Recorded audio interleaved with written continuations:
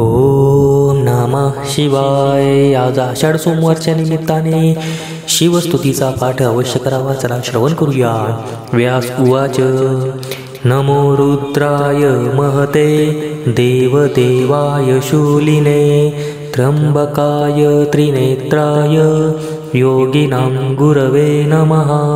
नमोस्तु वामदेवाय महादेवाय वेधसे शंभवे स्थाणवे नित्यं शिवाय परमेष्टिने।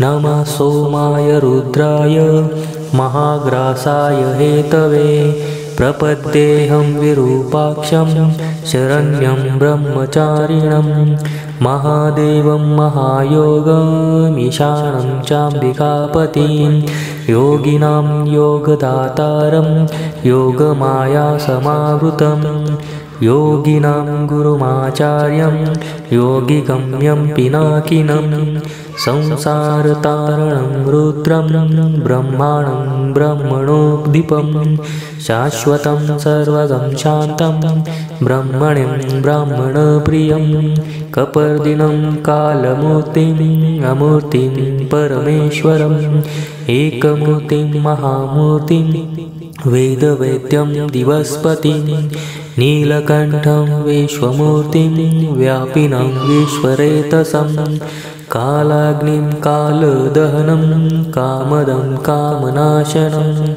नमस्ये गिरिशं देवं चन्द्रावयवभूषणं विलोहितं लेलिहानम् आदित्यं परमेष्टिनम् उग्रं पशुपतिं भीमं भास्करं परमं तपः।